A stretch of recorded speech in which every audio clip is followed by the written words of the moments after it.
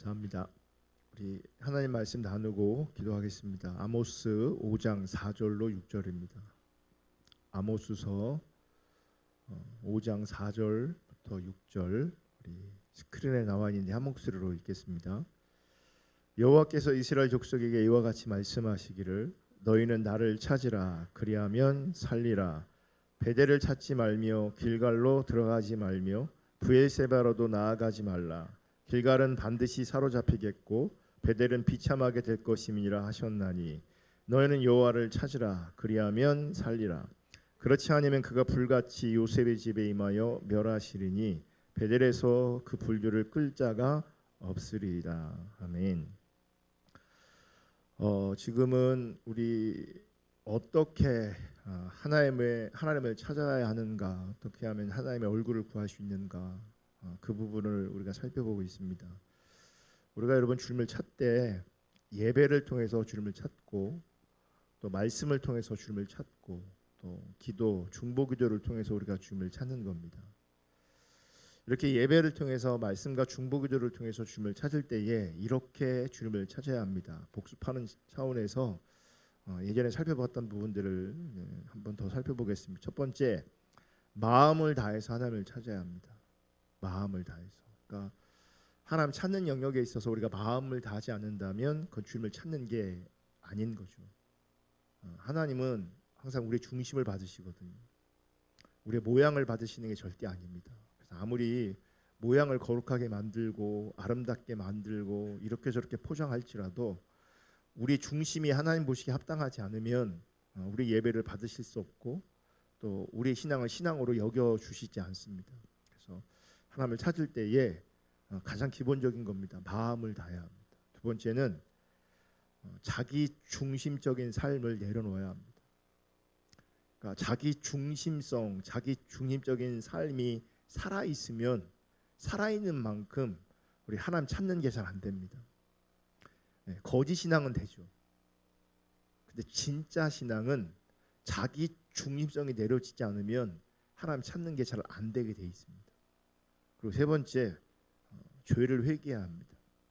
이건 자기 중심성과 연결되어 있는 건데 어쨌든 우리가 하나님을 찾을 때에 생각나는 모든 죄, 하나님께서는 자기 중심적인 어떤 의도조차도 드러나게 하셔서 깨닫게 하시고 생각나게 하셔서 행동이 아니라 어떤 의도조차도 하나님께서 생각나게 하시면 그 다 회개해야 합니다. 철저하게 회개해야 우리가 하나님을 온전히 찾을 수 있고요. 지난 시간에 두 가지 살펴봤는데 하나님을 찾으려면 우상을 버려야 합니다. 여러분 우리 안에 엄청나게 많은 우상이 있다는 걸 아셔야 합니다.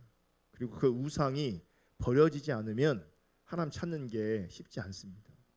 핵심적인 성경 구절만 한번 읽고 넘어가겠습니다. 골로새서 3장 5절. 그러므로 땅에 있는 지체를 죽이라. 곧 음란과 부정과 사욕과 악한 정욕과 탐심이니 탐심은 우상 숭배니라. 다섯 번째, 하나님을 찾으려면 세상 사랑을 버려야 합니다. 세상 사랑을 버려야 합니다. 야고보 4장 4절. 가늠한 여인들아 세상과 벗된 것이 하나님과 원수됨을 알지 못하느냐. 우리가 세상과 벗하고 있잖아요. 하나님 보실 때는 영적으로 보면 사실은 하나님과 원수된 자리에 있는 겁니다. 그러니 하나님 찾는 게 가능하지 않죠. 그러니까 거짓 신앙 책에서는 신앙이 왜곡되어 있다 보니까 하나님을 찾는 것도 왜곡되어 있다 보니까 세상과 벗하면서도 기도 열심히 할 수 있습니다. 근데 그거 하나님 관점에서는 영적으로 가늠한 자리에 있는 겁니다. 그리고 하나님과 원수된 자리에 있는 겁니다. 그런즉 누구든지 세상과 벗이 되고자 하는 자는 스스로 하나님과 원수되는 것이다. 내가 하나님 세상 사랑하면 그 자리가 하나님과 원수된 자리예요. 그러니까 거기에 무슨 하나님과 친밀함이 열리겠습니까? 요한 1서 2장 15절부터 17절도 볼게요. 이 세상이나 세상에 있는 것들을 사랑하지 말라. 세상에 있는 것들 사랑할 대상이 아닙니다.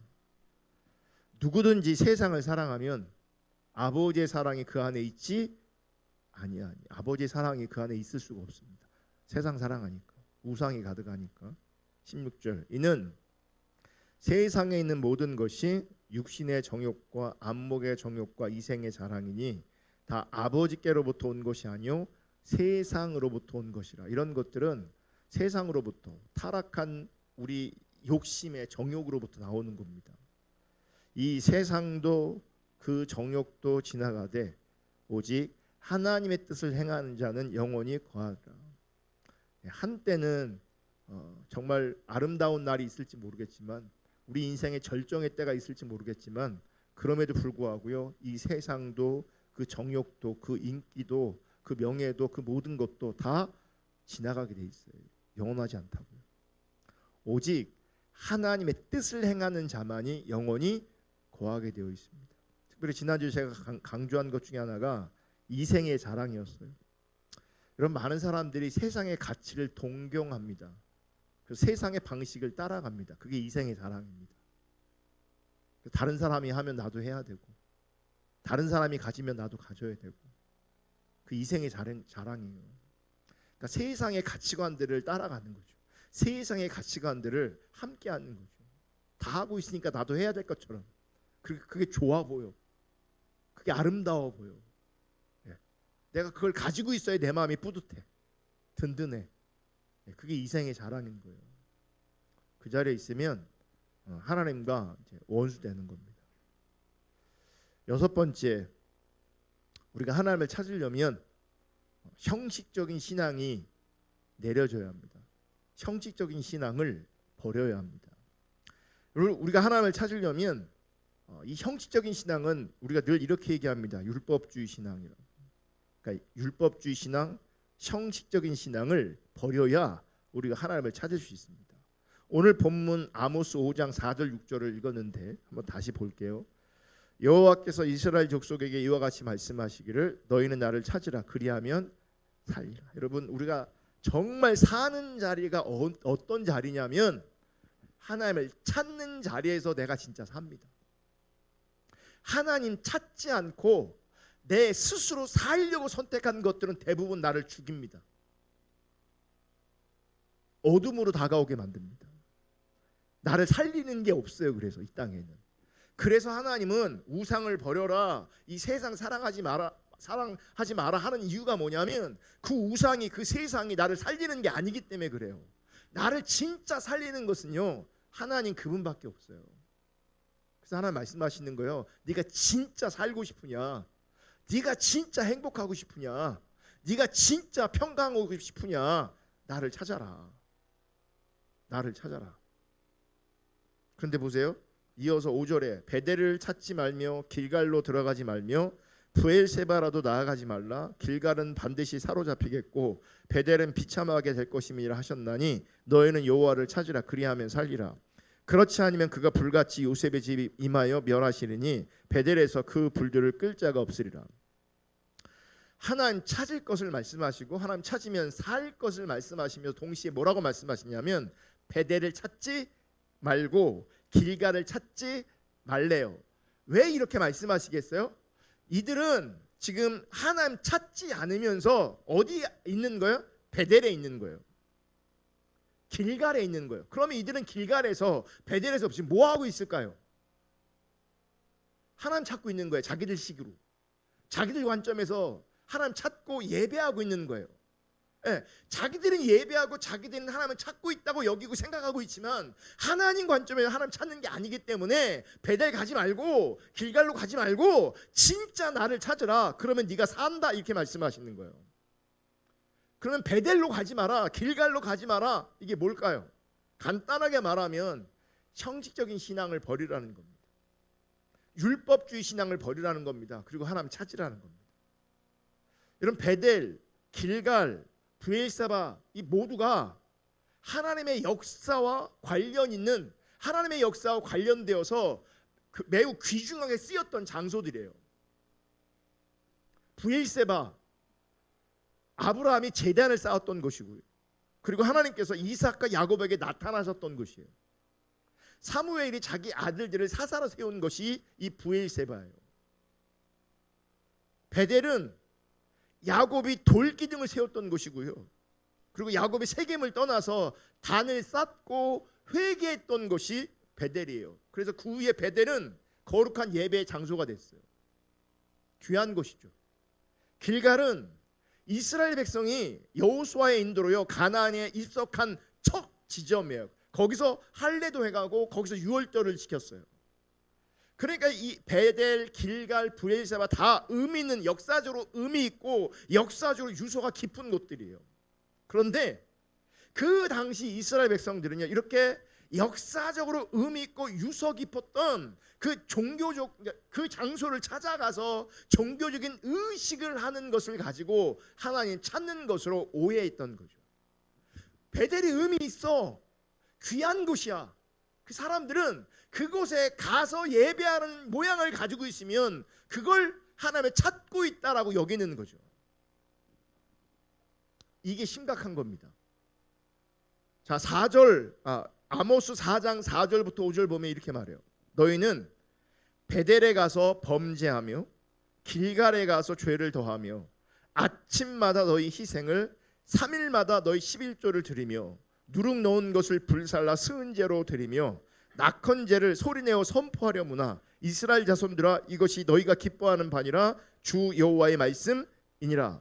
자, 그 베델에서 길갈에서 뭐 했어요? 모양적으로는 예배지만 하나님 앞에서는 그게 뭐가 되는 줄 아세요? 범죄가 됐어요. 여러분 잘 들으세요. 우리가 지금 여기서 예배하고 있잖아요. 이게 범죄가 될 수 있다고요. 누군가는 이 예배를 섬겼잖아요. 예배에 참여했잖아요. 근데 그게 범죄가 될 수 있다고요. 하나님은 지금 그걸 범죄로 말씀하고 있는 거예요. 베델에서 예배하는 것을, 길갈에서 예배하는 것을 범죄로 여겼어요. 근데 그게 어떻게 예배했냐? 아침마다 희생을 드렸대요. 그러니까 간단하게 우리식으로 큐티한 게 아니에요. 희생을 드렸어요. 제사를, 예배를 매일 제대 드렸어요. 날마다 그런 제사, 희생의 제사를 드렸대요. 날마다, 아침마다 또 3일마다 11조를 했대요. 3일마다 또 성경에 보면 5절에 보면 이스라엘 자손들아 이것을 너희가 기뻐하는 바니라. 그들은요 억지로 한 게 아니에요. 우리는 형식적인 신앙을 버려라, 율법주의를 버려라고 하니까 정말 몸만 왔다 가고 생각 없이 왔다가 그런 줄 아는데 그렇지 않아요. 헌신이 있었고요, 기뻐했어요. 그 예배를 기뻐했다고요. 기뻐했다라고 하는 그 말을 들어보면요, 그들이 하는 그 예배 행위를 통해서, 그들이 하는 그 희생을 통해서, 그들이 하는 그 예배를 통해서 그들은 스스로 지금 만족하고 있었던 거예요. 만족하고 있다. 이게 뭔지, 우리들 용어는 뭔지 아세요? 은혜가 있다, 은혜스럽다, 이렇게 얘기했다는 거예요. 그들은 매일 희생을 드리면서 3일마다 11조를 드리면서 기뻐했대요. 은혜를 받았다고요. 은혜를. 만족이 있는 신앙생활을 했다고요. 만족이 있는. 그러니까 보세요. 본인들이 기뻐하고 만족이 있잖아요. 그럼 당연히 자기들이 드리는 그 예배, 자기들이 드리는 11조 하나님께 드린다고 생각했을 것이고요. 당연히 하나님이 자기들의 예배를, 자기들의 희생을 받으셨을 거라고 분명히 생각했을 거예요. 그죠? 그런데 하나님은요, 그들은 하나님께 드린다고 이해하고 있었지만 하나님은 뭐라고 말하냐면 우상을 섬겼다, 너희는 지금 범죄하고 있다, 이렇게 말씀하고 있다고요. 이렇게. 베델, 길갈, 브엘세바, 예전엔 다 하나님을 찾는 곳이었는데 지금은 그 공간이, 그 장소가 우상이 됐고 또 범죄가 된 거죠. 거기서 예배하는 것 자체가. 왜 그러겠어요? 종교적인 의식하는 것으로 하나님 찾는 것을 대신한 거예요. 그러니까 하나님을 찾는 건 아닌데 스스로 종교적인 행위를 하면서 스스로 뭐 하고 있는 거예요? 만족하고 있고 기뻐하고 있는 거예요. 그 삶의 질이 높아요, 안 높아요? 삶의 질이, 자기들 딴에는 삶의 질이 높아요. 기뻐하고 있다니까요. 힘들면, 고통스러우면 그 삶의 질이 떨어지겠지만 지금 삶의 질이 높아요. 기뻐하는데, 만족되고 있는데. 근데 하나님 관점에서는 그게 우상을 섬기는 것이고요. 하나님 관점에서는 그게 범죄하는 거예요. 왜? 하나님 찾는 게 아니라 종교의식을 가지고 하나님 찾는 것을 지금 대신하고 있어요. 하나님 없는 자기 만족 가운데 거하고 있다고. 하나님과 상관없는 자기 만족 가운데 있다고요. 종교성을 가지고 자기를 채우는 것으로 하나님 찾는 것을 대신하고 있어요. 그러니까 내가 은혜스럽다고 생각하니까, 내가 은혜스럽다고 여겨지니까 그걸 가지고 지금 하고 있다, 우린 예배하고 있다, 그렇게 지금 오해하고 있는 거예요. 그래서 하나님은 아모스 시대의 이스라엘 백성들에게 너희는 진짜 여호와를 찾아라, 그리고 베델에서 찾지 말아라, 길갈을 찾지 말아라, 이렇게 말씀하시는 거예요. 여러분, 제 얘기를 잘 들으셔야 종교적인 의식이 문제가 있다 이 말을 하는 게 아니에요. 종교적인 의식 하지 말라는 게 아니라 하나님을 찾되 신앙의 본질 가운데서 하나님을 찾으라는 얘기예요. 자기 행위를 근거로 해서, 종교성을 근거로 해서 자기를 채우는 것에 만족해서 예배하고 신앙생활을 하는 게 아니라 신앙의 본질 가운데 하나님 찾으라는 얘기예요. 그리고 실제로 하나님과 동행하는 삶을, 하나님 앞에서 사는 삶을 추구하라는 얘기예요. 의식들 참 중요하지만 의식은요, 본질이 살아있을 때만 의식이 중요합니다. 그리고 그 의식이 의미 있습니다. 본질이 없는 의식은요, 아무짝에도 쓸모가 없는 겁니다. 본질이 중요하다고요.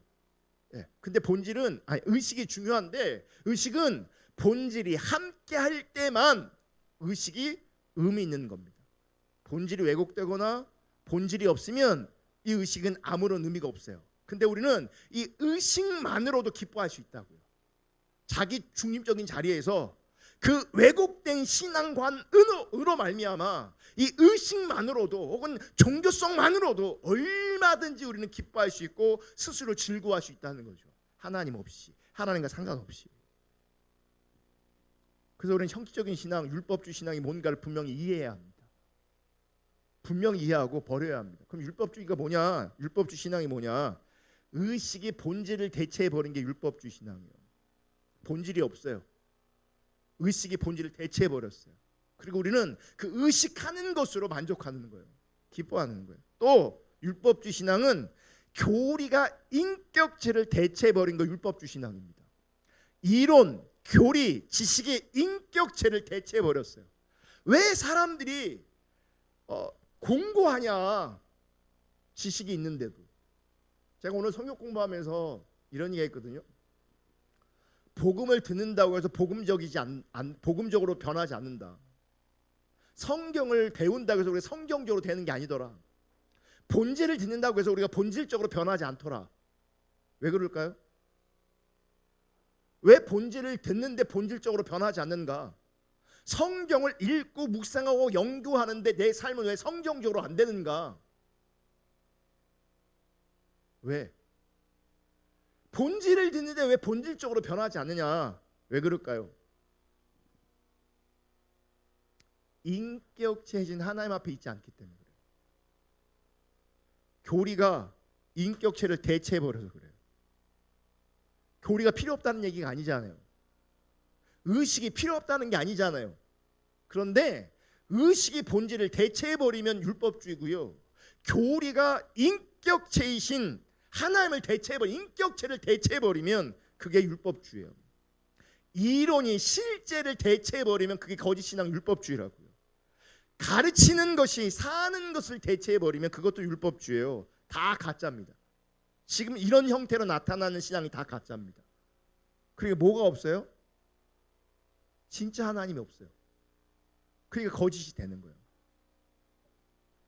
여러분, 율법주의 신앙은요, 가짜이기 때문에 거기엔 종교적인 모양은 가득할지 모르겠지만, 혹은 자기들은 그 속에서 만족하고 기뻐하고 뛰놀지 모르겠지만, 하나님의 살아있는 생명의 역사는 그 안에 있지 않아요. 그래서 뭐가 안 바뀌냐면 자기중심이 안 바뀌어요. 여전히 자기중심이에요. 하나님 중심으로 전환되지 않아요. 생명이 있으면요, 하나님 중심으로 바뀌어요. 생명이 없으면 다른 거 다 있어. 다른 거 다 있어. 정말 다 있어. 내가 영적으로 신앙적으로 만족도 돼. 근데 자기 중심성은 안 바뀌어요. 안 바뀌어요. 간증 기가 막히게 해요. 근데 그 자기 중심성은 안 바뀌어요. 간증을 어떻게 해요? 자기가 경험한 게 있으니까, 느끼는 게 있으니까 간증도 한다니까요. 근데 그 삶 안에 하나님 중심적인 삶이 없어요. 자기밖에 몰라요. 정말 자기밖에 몰라요. 그게 율법주 신앙이에요. 그게 형식적인 신앙이에요. 근데 하나님 찾으려면, 진짜 우리가 하나님을 찾으려면 이 형식적인 신앙, 율법적 신앙이 우리 가운데 내려져야 돼요. 그래서 하나님의 생명이 그 속에 없기 때문에요, 이 율법주 신앙, 거짓 신앙 체계를 물을 가두지 못한 터진 웅덩이라고 말하는 거예요. 뭘 계속 담아내는데 다 뭐요? 없어져 버려요. 의미가 없어진다는 얘기예요. 의미가 없어요. 다. 7번째, 어떻게 우리가 하나님을 찾아야 되나? 우리가 여러분 하나님 앞에서 겸손해야 합니다. 여러분 성경을 보면 겸손한 자들이 하나님을 찾습니다. 저는 이 하나님을 어떻게 찾아야 되냐 이렇게 하나하나 제가 살펴보면서요, 하나하나가 되게 무겁게 다가와요. 정말 무겁게 다가와요. 그리고 왜 우리가 하나님을 찾지 못하는가, 그 이유를 알겠더라고요. 우리는 조금 어떤 모양만 가지고 하나님 찾은 척을 한 거예요. 그러니까 하나님 찾는 문화 안에 있을지 몰라도요, 하나님 찾은 게 아니었더라고요. 하나님이 그냥 지금 뭐 이렇게 모양을 가진다 그게 찾는 게 아니에요. 아니더라고요.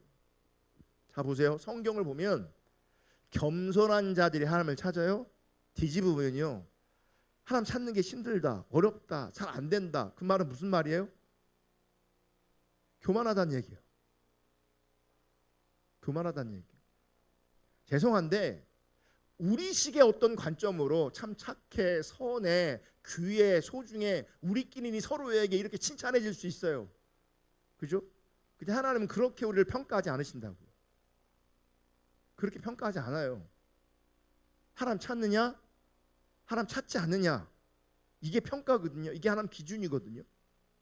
겸손한 자 하나님을 찾아요? 그러면 내가 하나님 찾는 게 너무너무 힘들다, 잘 안 된다. 결론은 교만하다는 거예요. 겸손은요, 성경적으로 굉장히 중요한 하나님 나라 백성이 가져야 될 자세와 태도입니다. 베드로전서 5장 5절 다 같이 읽겠습니다. 시작. 젊은 자들아, 이와 같이 장로들에게 순종하고 다 서로 겸손으로 허리를 동이라.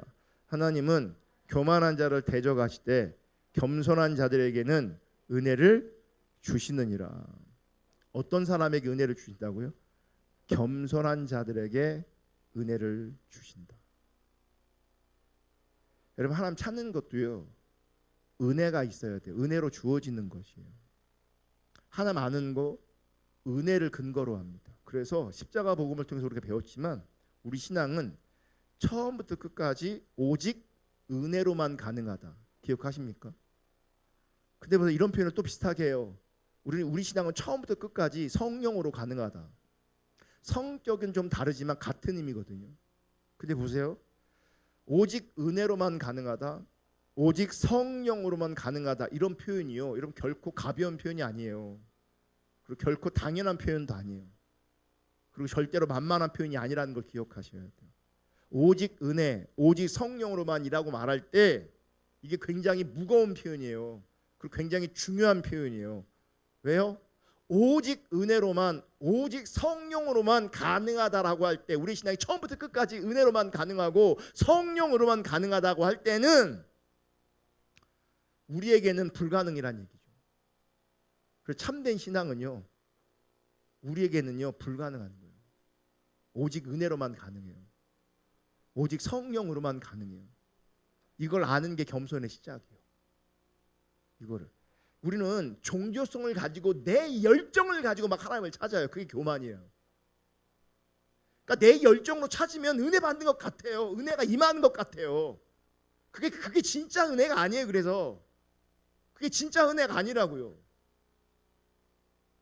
오직 은혜, 오직 성령이어야 되는 거예요. 그런데 은혜로만 가능한데 하나님은 그 은혜를 주시되 겸손한 자에게 은혜를 주신다. 겸손한 자에게. 그리고 거꾸로 하나님은 교만한 자를 대적하신대요. 그러니까 교만한 자에게는 이 은혜가 안 주어지는 거죠.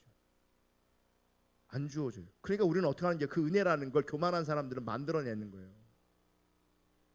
제가 청소년 시기에 그때는 은혜가 있어갖고요, 우리들끼리 막 기도하고 막 그랬어요. 누가 가이드를 제대로 해주지도 않았어요. 우리끼리 모여서 기도도 하고 우리끼리 놀기도 하고 그랬어요. 그때는 그런 은혜가 있었어요. 그런데 우리끼리 모여서 기도할 때는 성령이 임하시니까 막 울기도 하고 막 그러잖아요. 다 울어. 여기서 울고 여기서 울고 막 울어. 그랬더니 한 친구가 자기만 아는 아무런 감정이 없어. 그랬더니 어떻게 했는지 아세요? 막 슬픈 생각을 했대. 슬픈 생각을 해. 왜냐면 다 우니까, 나만 멀쩡하니까, 생뚱맞으니까 슬픈 생각을 했대. 나중에는 침으로 여기를 발랐어요. 이렇게 운 것처럼 보이려고. 그래서 여러분, 교만한 사람들은요, 이 은혜도 스스로 만들어내려고 해요. 그래서 만들어내서 그걸 간증해요. 그러면서 뭘 어필하는 줄 아세요? 나 이렇게 은혜가 있어. 난 이렇게 신앙에 열정이 있는 사람이야. 만들어서 해요. 만들어서. 그래서 아무것도 아닌 것 같고는 이따만 이렇게 얘기해요. 사람들한테 간증이랍시고 하나님이 나와 함께 하신다는 것을 그렇게 표현하는 거예요. 막. 은혜는요, 내가 만들어내는 게 아니에요. 은혜는 겸손한 자에게 주시는 거예요. 그럼 이거 되게 심각한 얘기예요. 나에게 하나님 찾는 은혜가 부어져 있는가? 하나님 찾는 은혜가 나한테 부어져 있는가? 그렇지 않다면 나는 지금 엄청 교만한 거죠. 교만한 거예요. 아까 그랬어요. 세상을 사랑하면 하나님과 원수되는 거라고. 그죠? 세상을 사랑하면 하나님 원수래요. 똑같지 않아요? 교만한 자를 대적하신대요. 그러니까 영적인 것 같아도, 신앙생활 잘하는 것 같아도요, 세상 사랑하는 것과 똑같은 거죠. 교만은 다른 게 아니에요. 위치가 좀 달라 있을지 몰라도, 모양이 좀 다를지 몰라도요, 하나님이 상대하시는 건 똑같이 하시는 거예요. 넌 내 원수고 나는 너를 대적할 거야. 교만하니까, 세상을 사랑하니까.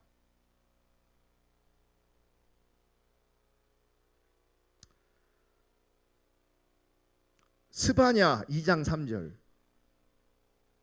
다 같이 읽겠습니다. 시작. 여호와의 규례를 지키는 세상의 모든 겸손한 자들아, 너희는 여호와를 찾으며 공의와 겸손을 구하라. 너희가 혹시 여호와의 분노의 날에 승금을 얻으리라. 말씀을 잘 보면 공의를 구하는 것과 겸손을 구하는 것이 같이 가는 걸 볼 수 있어요. 그죠? 같이 가죠. 여러분, 하나님의 의를 구하는 자들이 곧 겸손한 자들이고, 겸손한 자들은 하나님의 의를 구하게 돼 있어요. 그리고 그들은 하나님을 찾게 돼 있어요. 그래서 성경은 너희는 여호와를 찾으며 공의와 겸손을 구하라, 같이 나오는 거예요. 같이. 그럼 마태복음 5장에 보면 그 유명한 팔복이 먼저 나오잖아요.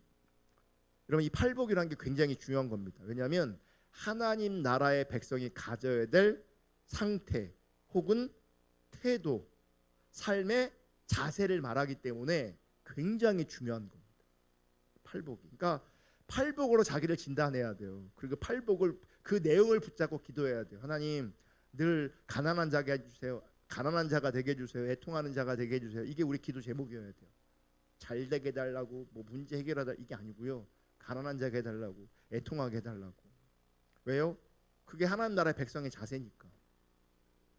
그러니까 하나님 없이 이 땅에, 세상에 그 어떤 것 가지면 의미가 없다니까. 하나님 앞에 내가 뭐 부자 되는 것이 하나님 앞에 무슨 의미가 있어요? 내가 이뻐지는 게 하나님 앞에 무슨 의미가 있냐고요? 무슨 의미가 있어요? 사실 어떤 거는요, 우리가 정말 고민하고 심쓰고 애쓰는 어떤 것들이 하나님 앞에서는 의미가 하나도 없는 것이에요. 우리한테는 의미가 있는 거지. 우리한테.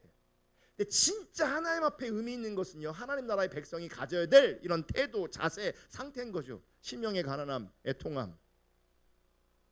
그래서 심령이 가난한 자는 복이 있나니, 애통하는 자는 복이 있나니, 의에 줄이고 목마른 자는 복이 있나니. 이 하나하나가 하나님의 백성으로 가져야 될 아주 중요한 삶의 자세입니다. 상태입니다. 그런데요, 마음이 가난하고 심령이 애통하고 이러한 자들이 겸손한 자들이고요. 그리고 이렇게 마음이 가난하고 애통한 겸손한 사람들이 하나님을 찾게 돼 있어요. 하나님을 그렇게 찾으니 그들에게 소중한 것이 뭔지 아십니까? 주님의 의가 되는 겁니다. 그 주님의 의를 구하게 되는 거죠. 하나님 찾으니까. 그러니까 주의 의를 구하지 않으면 그 하나님 찾는 거 아니에요. 그러니까 우리는 복을 구하지 않아요. 그래서 주님의 의를 구하는 거예요. 주님의 뜻을 찾는 거예요. 아멘. 그러니까 겸손하게 여러분 그렇게 하나님을 찾을 때에 하나님께서 은혜를 주시고요. 그 은혜를 근거로 해서 우리가 더 아름답게 더 온전하게 주님을 찾을 수 있는 은혜가 부어지는 거고, 그렇게 주님을 찾으면 정말 우리 안에 소원이 생기는데 주님의 그 의, 주님의 뜻을 구하게 돼 있다고. 그게 하나님을 찾는 거예요. 그게. 그럼 그렇게 하나님을 찾을 수 있는 그 은혜가 우리 모두 가운데 부어질 수 있기를 주님의 이름으로 축복합니다. 우리 찬양 하나 하고